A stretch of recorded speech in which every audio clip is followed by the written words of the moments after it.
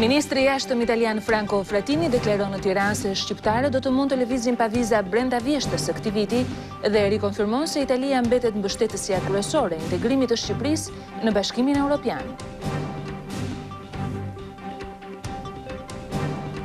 Kryeministri Berisha u kundërpërgjigje deklaratave të opozitës për krizë ekonomike e politike, duke thënë se të tilla kriza janë pjellë e fantazisë së saj. Instat konfirmon trendin pozitiv të rritjes ekonomike. Qeveria e Kosovës nënshkroi sot kontratën për ndërtimin e pjesës kosovare të rrugës së Kombit.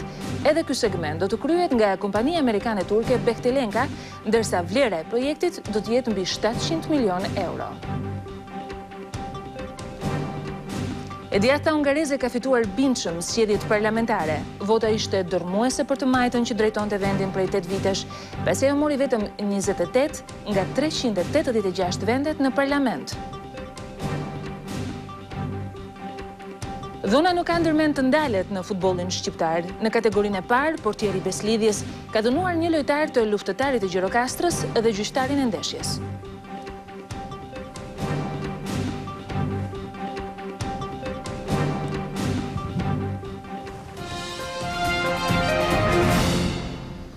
Mirëmbrëma të nderuar teleshikues, mirë se vini në edicionin qendror të lajmeve në televizionin kombëtar Klan. Cilat kanë qenë ngjarjet kryesore që kanë shënjuar këtë të hënë të 12 prillit? Do ndalemi në krye të herës në vizitën që Ministri i Jashtëm italian Franko Frattini po zhvillon në Tiranë, ku ka deklaruar se shqiptarët do të mund të lëvizin pa viza në vendet e hapësirës Schengen brenda vjeshtës së këtij viti. Gjatë një konferencë të përbashkët për shtyp me homologun e tij shqiptar Ilir Meta, zoti Frattini foli për mbështetjen e fortë të fqinjit të përtej Adriatikut, jo vetëm për liberalizimin e vizave, por edhe për procesin e integrimit të Shqipërisë në familjen e përbashkët europiane. Vizitën e zotit Frattini në Tiranë ka ndjekur nga afër gazetarja Menade Zaimi. Ministri i Jashtëm italian Franko Frattini mbriti në Tiranë me afate të qarta për Shqipërinë përsa i takon proceseve integruese në të cilat është përfshirë vendi, liberalizimi i vizave si objektivi më i shpejt. Lidhur me këtë çështje në konferencën e përbashkët për shtyp me Ministrin e Punëve të Jashtme Ilir Meta, zoti Frattini shpjegoi të gjithë skenarin e mundshëm që do t'u garantojë shqiptarëve lëvizjen pa viza në vjeshtën e këtij viti. Kryediplomati italian e lidhi këtë besim pikërisht me kriteret e përmbushura nga pala shqiptare, të udhërrëfyesit për vizat. La Commissione ha esaminato i progressi compiuti dall'Albania su tutti i requisiti. Komisioni Europian ka ekzaminuar progresin e shënuar nga Shqipëria në këtë drejtim dhe mendoi se përgjegjësit e këtij procesi në komision do të verifikojnë se këto detyrime janë përmbushur tashmë. Il nostro obiettivo politico è ottenere una proposta positiva della Commissione prima della fine di maggio. Objektivi im politik është përfitimi i propozimit për Shqipërinë dhe Bosnjën përpara fundit të muajit maj dhe si etapë e dytë, njoftimi i liberalizimit të vizave për të dy vendet në samitin e Sarajevës që mbahet më 2 qershor. Kështu Këshilli i Ministrave të Bashkimit Europian mund të vendosë formalisht përpara fillimit të pushimeve të verës, gjë që do të mundësonte udhëtimin e parë pa vizë për qytetarët e Shqipërisë dhe Bosnjës në vjeshtën e këtij viti. Per consentire ai cittadini albanesi e a quelli bosniaci di compiere il primo viaggio senza il controllo e senza il rilascio dei visti già nell'autunno di quest'anno.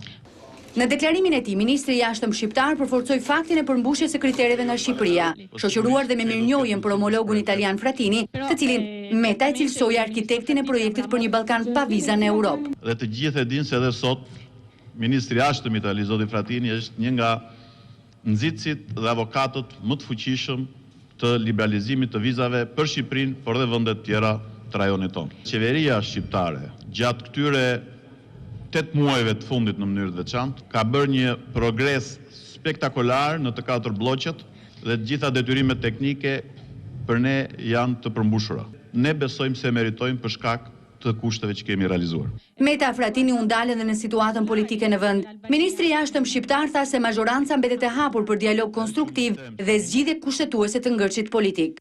Në çdo vend demokratik, mosmarrveshjet zgjidhen në mënyrën kushtetuese dhe institucionale. Dhe fjala e fundit në çdo vend demokratik i mbetet gjykatës. Parlamenti shqiptar dhe politika shqiptare nuk mund të marrë përsipër të diskutoj vendimet e gjykatës së zgjedhjeve. Prandaj, kemi qenë dhe jemi të hapur lidhur me pretendimin e opozitës son që t'i drejtohet gjykatës kushtetuese, madje kemi pranuar që t'i drejtohet dhe Komisionit të Venecias. Ministri italian mbështeti logjikën kushtetuese ku fokusoi argumentin e tij ministri Meta dhe risolli edhe një herë në vëmendje raportin e OSBE-Odirit për zgjedhjet. Le elezioni in Albania sono state monitorate da una commissione di esperti che l'OSCE. Zgjedhjet u monitoruan nga OSBE që raportoi se çdo gjë u zhvillua në përputhje me ligjin elektoral në fuqi.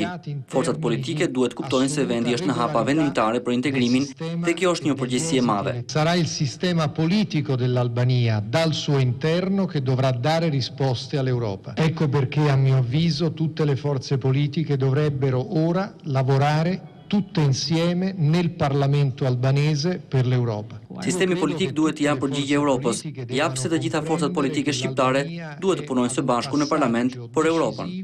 Zoti Frattini foli për afate të qarta edhe për statusin kandidat në Bashkimin Europian. L'Albania ha fatto dei grandissimi progressi.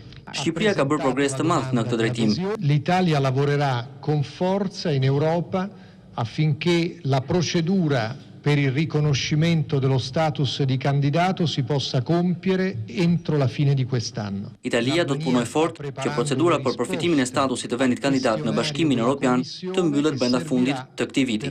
Meta Frattini diskutuan mjaft fusha të bashkëpunimit reciprok, inkurajimin e korridorit të 8 për të cilin pritet shumë shpejt një takim i ministrave të transportit në Tiranë. Konferenca përshtype dy homologëve u karakterizua nga nota të forta pozitive, vlerësimi reciprok, që rrjedh si kundër u theksua nga marrëdhëniet e shkëlqyera jo vetëm mes dy qeverive, por edhe popujve tanë.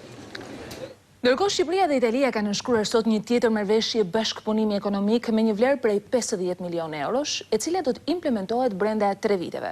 Kryeministri i vendit Berisha, duke përshëndetur firmosin e marrëveshjes, u shpreh se investitorët italianë janë të mirëpritur në vendin tonë. Korporacioni italian për zhvillimin në Shqipëri do të financojë për një periudhë 3 vjeçare një shumë prej 51 milionë eurosh për projekte të ndryshme që qeveria shqiptare i ka të përcaktuara si prioritete në strategjinë e saj kombëtare të zhvillimit dhe integrimit. Zërat për të cilat do të shkojë kjo shumë janë të përcaktuara qartë në protokollin e firmosur këtë të hënë nga Ministri i Punëve të Jashtme të Italisë Franko Frattini dhe homologu i tij shqiptar Ilir Meta në praninë e Kryeministrit Berisha. Kreu i ekzekutivit ka vlerësuar ndihmën që i është dhënë Shqipërisë ndër vite nga Italia dhe ka përfituar për të ftuar biznesin italian që të investojë në Shqipëri në vendin e vogël të mundësive të mëdha, siç e quajti ai. Ho espresso la mia gratitudine. Shpreh mirënjohjen time të thellë për ndihmën e çmuar që i jepet vendin tim me nënshkrimin e këtij protokolli bashkëpunimi. Janë 51 milionë euro që do të shkojnë për sektor të ndryshëm. Do doja të shpreh gjithashtu kënaqësinë për zhvillimet e fundit ekonomike mes dy vendeve tona. Vitin e shkuar, ne kemi nënshkruar afro 4 miliardë euro investime italiane në Shqipëri, investime të fokusuara kryesisht në sektorin energjetik. Italia është partneri ynë kryesor. Kompanitë italiane kanë projekte ambicioze investimesh në vendin tonë. Vërtet, Shqipëria është një vend i vogël, por ju siguroj, është vendi i mundësive të mëdha për investitorët e huaj, në mënyrë të veçantë në fushën energjetike. Nga protokolli i firmosur para ditën e hënë, 28 milionë euro janë parashikuar si kredi ndihmë, 3 milionë euro janë grant dhe 20 milionë euro jepen në formën e konvertimit të borxhit. Këto burime do të përqendrohen në sektorë si zhvillimi i sektorit privat, bujësia dhe zhvillimi rural, zhvillimi social, arsimi, shëndetësia apo politikat e punësimit. Përveçsa programohet në këtë protokoll, Kooperacioni Italian për zhvillim në Shqipëri do mund të financojë dhe bursa studimi në favor të qytetarëve shqiptar për frekuentimin e kurseve universitare dhe pas universitare në Itali, si dhe për projekte të tjera bashkëpunimi që do të realizohen në Shqipëri nga organizma ndërkombëtar, institucione financiare ndërkombëtare, organizata jo qeveritare italiane dhe Kooperacioni i decentralizimit italian.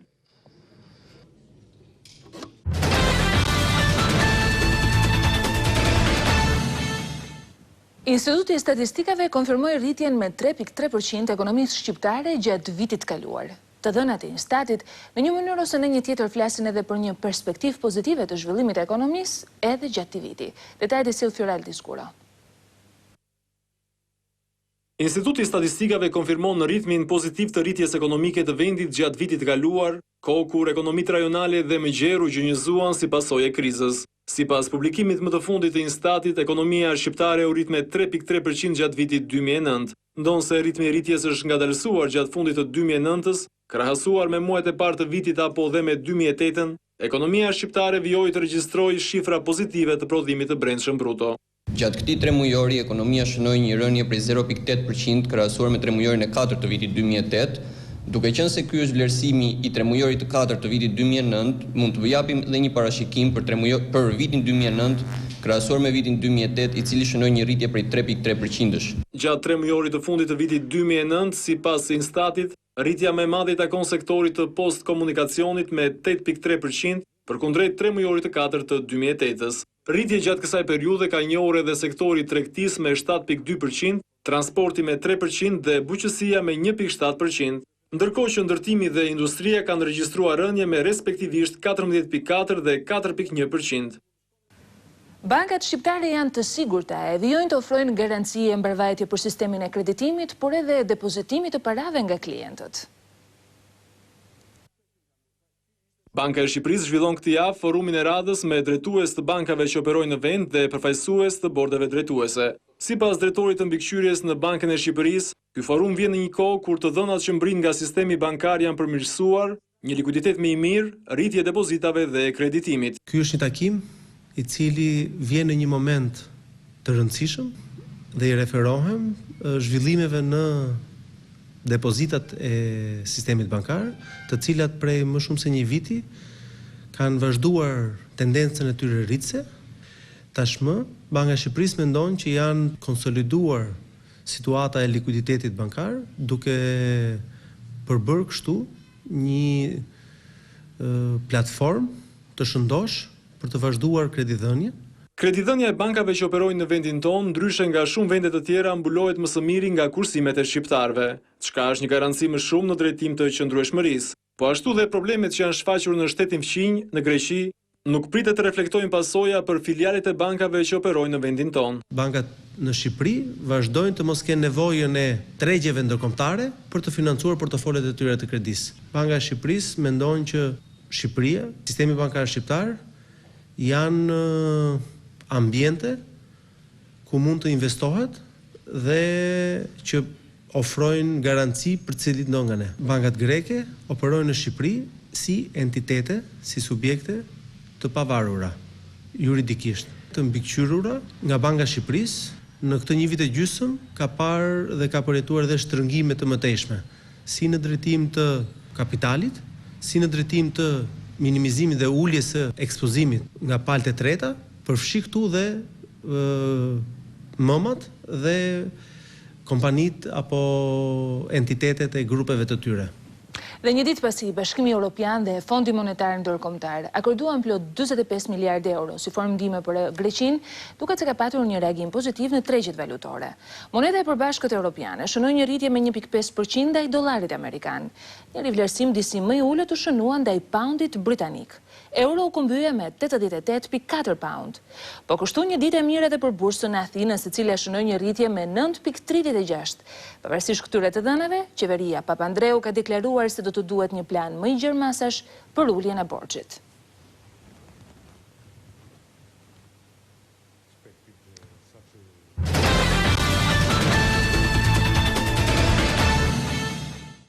Në mbledhjen e përjavshme të grupit parlamentar demokrat, Kryeministri i vendit Berisha u shpreh se kriza ekonomike dhe politike, për të cilën flet opozita, janë thjesht pjelle fantazisë së saj.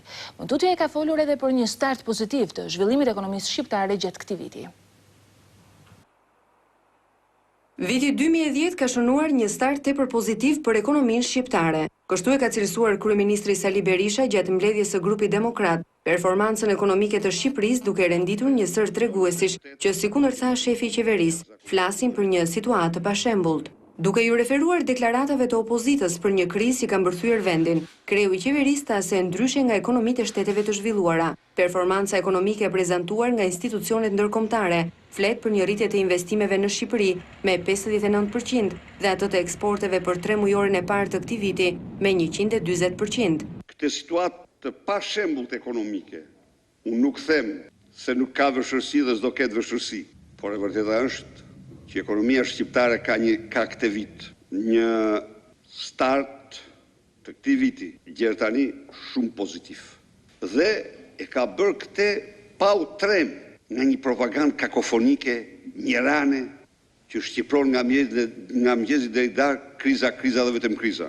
Ata të cilët apo të cilëve nuk u del kriza nga koka ndonjëherë, që flasin nga mëngjesi deri darkë për krizë shqiptare, në qoftë se do të u referoheshin fakteve të institucioneve ndërkombëtare, ekspertët më të mirë dhe jo sharlatanëve, do të ndjeshin të turpëruar me sulmet e pa skrupulla dhe të pa principe që bëjnë çdo ditë ndaj ekonomisë shqiptare.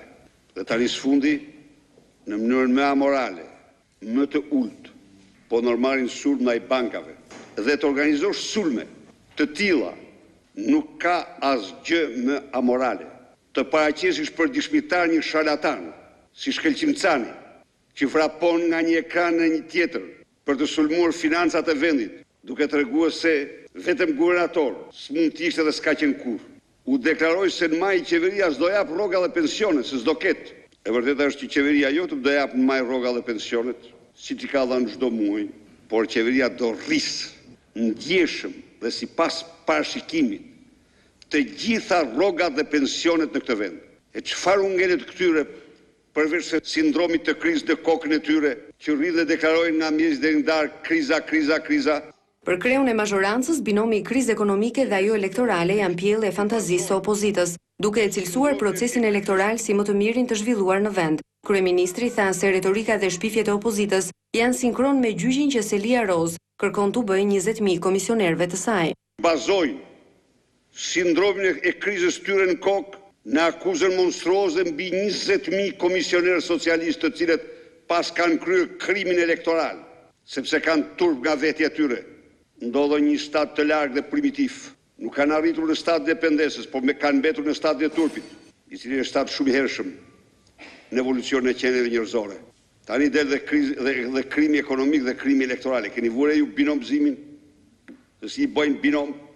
Ku është krimi elektoral? Zgjedhjet më të mira që zhvilluar ndonjëherë. 20.000 komisionerë vjen në një akuzë për fajin e vetëm se kryen detyrën në përputhje me ligjin.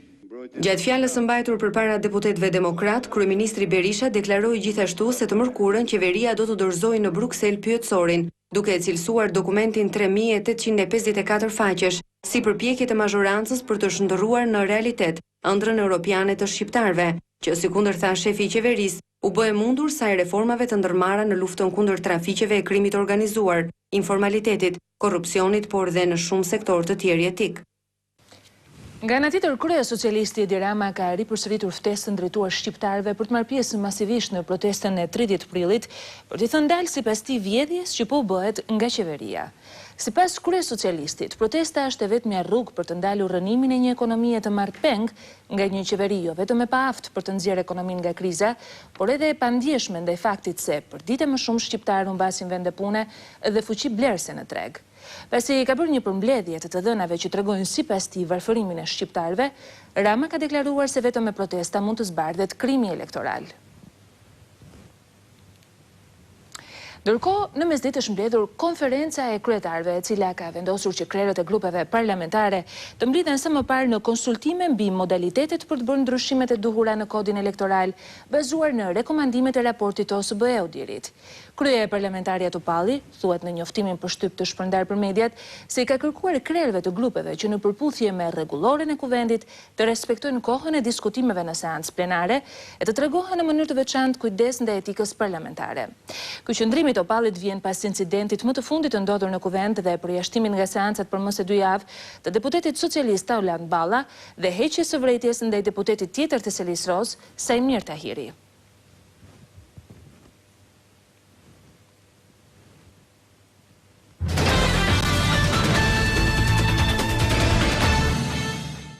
Brenda 3 vitesh në Shqipëri nuk do të ketë më asnjë municion të trashëguar nga periudha e kaluar. Deklarata është bërë në mjekës të Elbasanit nga Ministri i Mbrojtjes Arbeni Mami gjatë një vizite të zhvilluar në uzinën e lëndëve plasëse.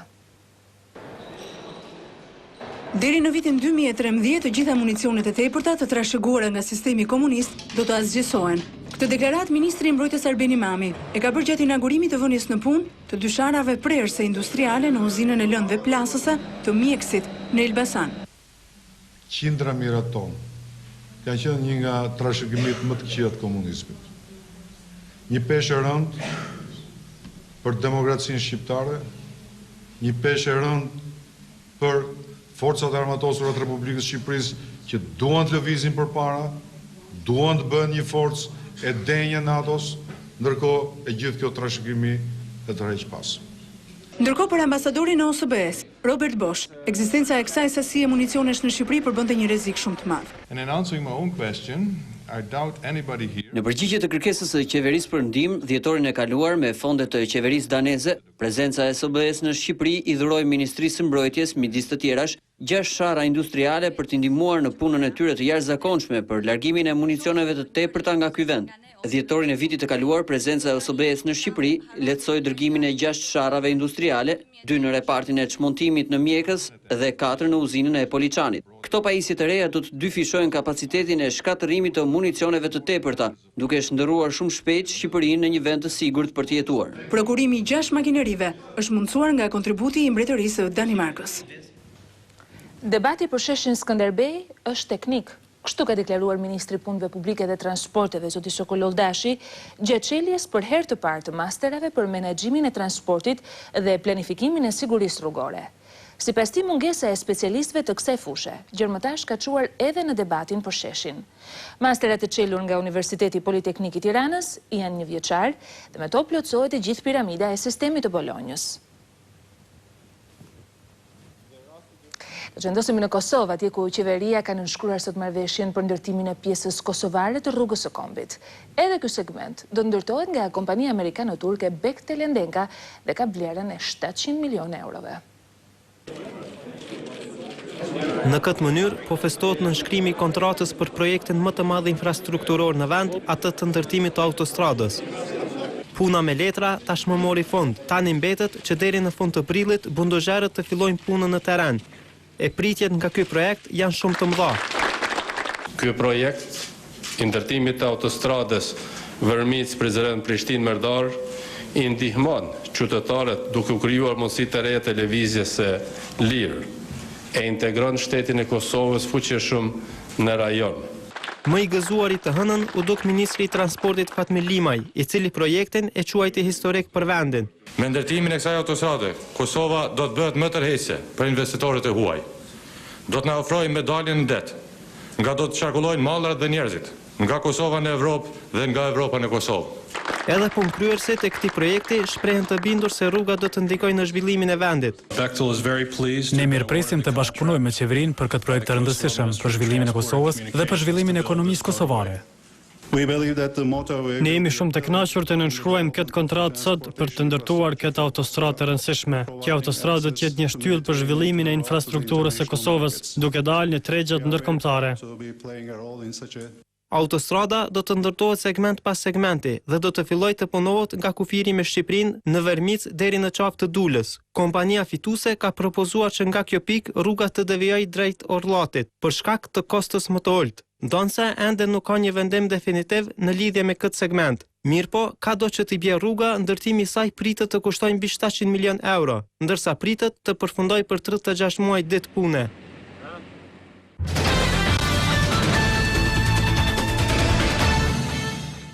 Durrësi dhe Velipoja ka nisur përgatitjet për sezonin e ri turistik dhe drejtuesit e pushtetit vendor premtojnë komoditet dhe kushte për pushuesit.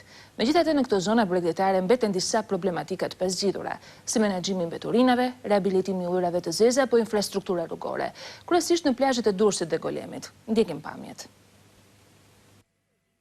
Kur ka mbetur më pak se 1 muaj përpara nisjes së sezonit turistik, në plazhin më të madh të vendit në Durrës ka nisur përgatitjet e para për të pritur pushuesit. Vëmendje është kushtuar pastrimit të ranishtes nga leshtërikët dhe mbeturinat dhe vendosjes së koshave të mbeturinave. Masat që merren kjo ndërmarrje, fillim fare me heqjen e sasisë leshtërikut të cilët ndodhen në Bregdet, ku një pjesë e mirë e kësaj është hequr dhe me datë 1 maj gjithë sipërfaqja e Bregdetit dhe Rarës dhe buza ujit do jetë e pastër. Koshat e plerave dhe i vetmi ndryshim është që në se vjet ne kemi pasur çdo 50 metra, si vjet ne kemi bërë një ndryshim të cilët do e realizojmë me një distancë më të vogël, duke parë edhe përqindjen e ndotjeve që kemi nga pushuesit. Me ngrohjen e motit, edhe vizitorët e parë të plazhit kanë nisur ta frekuentojnë këtë plazh, duke shpresuar për kushte më të mira gjatë sezonit veror. Gjendja në plazhin e Durrësit, shikojeni vetë. Nuk flas më tepër unë, shikojeni, ja. Papërcështia është shumë e madhe, ku thënë dihet, sezoni po vjen shumë shpejt, bashkia po jas shumë avash për punimet. Por problemi më i madh që nuk pritet të gjejë zgjidhje gjatë këtij viti, mbetet rehabilitimi i ujrave të zeza. Po kushtu edhe infrastruktura rrugore që të çojnë në plazhet më të frekuentuara, kryesisht në Golem, mbetet një problem real. Përgatitjet kanë nisur edhe në plazhin e Velipojës, i cili është kthyer në një prej destinacioneve më të preferuara për pushues të zonës veriore dhe të Kosovës. Pastrimi i plazhit, sipas drejtuesve të pushtetit vendor, do të përfundojë para nisjes së sezonit turistik. Kemi programuar një projekt për pastrimin e plazhit rreth 120 milion lekë të vjetra. Është ndërmarrja e pastrimit me detyrim në vetin, ku ndryshe nga vitet tjera do kemi 2 makina teknologjike, një brigadë pastrimit, pa tjetër që do funksionojë me 2 turna këtë vit. Pra, ka një panoram tjetër për sa i përket pastrimit të plazhit Velipojës.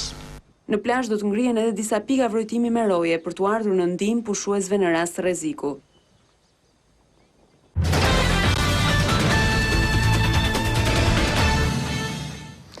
E djatha hungareze ka fituar bindshëm në zgjedhjet e përgjithshme të zhvilluara dje atje në këtë vend.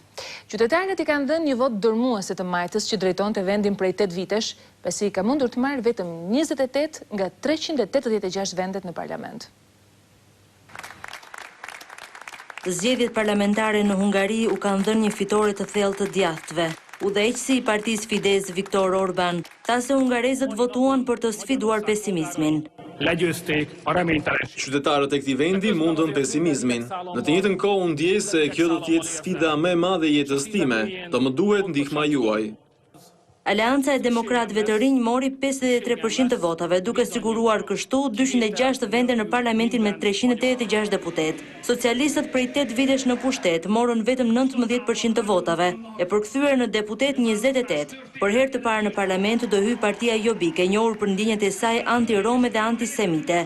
Ata morën 26 vende. Një raund i dytë votimesh për vende të bosh në parlament do mbahet me 25 prill. Në fushat Orban, i cili ka qenë kryeministër i Hungarisë gjatë viteve 98-2002, premtoi ulje taksash dhe rritjet e ekonomisë së gjynjëzuar nga kriza financiare globale. Qeveria socialiste kërkoi nga Fondi Monetar Ndërkombëtar, Banka Botërore dhe Bashkimi Europian 20 miliard euro, e krahas kësaj kryeministri socialist Gordon Bajnai rriti taksat dhe uli pagat e pensionet.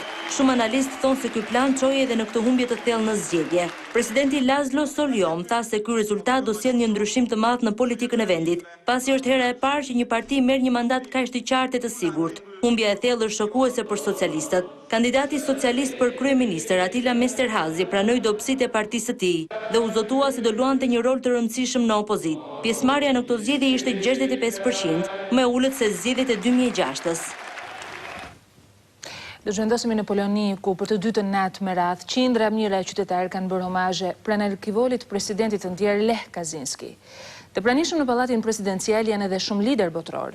Në vend ka nisur java e zisë në nder të 96 viktimave të aksidentit ajror që ndodhi në Smolensk. Edhe Rusia mban sot zi. Në një kohë që të afërm të viktimave kanë mbërritur në Moskë do të bëjnë identifikimin e trupave të viktimave. Hetimet e deri tanishme bëjnë me faj pilotin, të cilit ishte kërkuar të mos ulej në aeroportin e Smolenskit. Disa media polake shkruajnë se nga kontrollet paraprake mbi kutitë e zeza të gjetura në vendin e ngjarjes, rezulton se avioni nuk ka patur probleme teknike. Ndërkohë, Kryeministri Berisha zhvilloi sot homazhe në ambasadën polake në Tiranë, duke e cilësuar presidentin Kaczynski si një mik të madh të Shqipërisë. Kryeministri shpreh ngushëllimet e tij në emër të qeverisë shqiptare, trupit diplomatik polak të akredituar në Shqipëri, duke shprehur njëkohësisht edhe konsideratën më të lartë për ish-presidentin polak, një nga promotorët e zgjerimit të Aleancës së Atlantikut të Veriut dhe Bashkimit Europian. Në këtë tragjedi, tha Kryeministri Berisha, shqiptarët kanë humbur miq të mdhenj dhe të çmuar, më kryesori presidenti Kaczynski, i cili do të vizitonte edhe Shqipërinë. Edhe kryetaria e Kuvendit Josefina Topalli shprehu ngushëllime ndaj familjes së presidentit Lech Kaczynski, zonjës së parë Maria, familjeve të gjithë deputetëve dhe delegacionit shtetëror që shoqëronte, të cilët u ndan nga jeta në aksidentin tragjik ajror të shtunën e datës 10 prill 2010. Ngushëllime në ambasadën polake shprehu edhe presidenti i vendit Bamir Topi.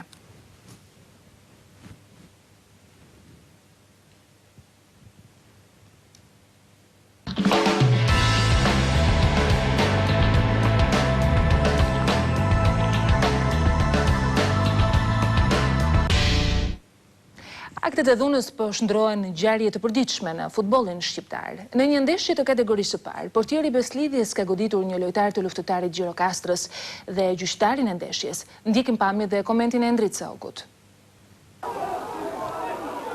Mjafton një lojtar për të ndezur situatën në një ndeshje futbolli, aq sa për ta nxjerrë nga fusha, më pas duhet një grup burrash. Kjo ka ngjarë në Gjirokastër në takimin e javës së 25 të kategorisë së parë, mes luftëtarit dhe Beslidhjes. Portieri i miqve Bledar Dura e ka nisur ta nxjerrë natin me sulmuesin e ekipit vendas Eral Pustina, pas një përplasjeje me të.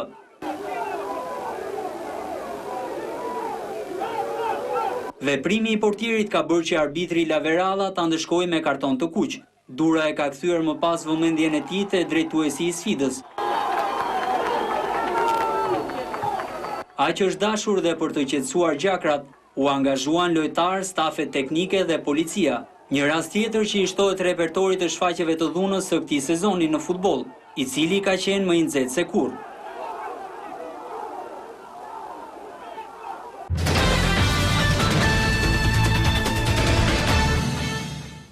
Nga pamjet e dhunës, flasim tani për një njerit paqes si Nën Tereza, e cila në 100 vjetorin e lindjes së saj, i konsideruar dhe si viti i Nën Terezës, do të kujtohet me një seri aktivitetesh kulturore. Ato do të nisin nga mbrëmja e sotme me një koncert omazh në Akademinë e Arteve të Bukura dhe do të përmbyllen në 19 tetor, ditën e lumturimit të saj. Të gjitha këto aktivitete, që do të organizohen nga institucione të ndryshme të artit dhe kulturës në vend, do të synojnë nderimin e kësaj figure unike të mbrojtjes së paqes në botë. Ministri i Kulturës, Ferdinand Xhaferaj, tha sot se aktivitetet i mëshojnë edhe idesë për të reklamuar më fort origjinën shqiptare të Gonxhe Bojaxhiut. Sa po ndoqet një përmbledhje të zhvillimeve kryesore që kanë shënjuar ditën e sotme nga vendi dhe nga bota. tvklan.al është adresa jonë zyrtare në internet, në qoftë se doni edhe zhvillimet të tjera të ditës. Ju mund të klikoni aty edhe për të na gjetur 24 orë live online në programet e televizionit ton. Vetëm pas pak, shoqëria do t'ju bëj kutia mikpritës e Nkeldemi dhe në orën 22:15 mos ta mungoni në takimin me opinion të gazetarit Blendi Fevziu. Shikim të këndshëm, mirupafshim.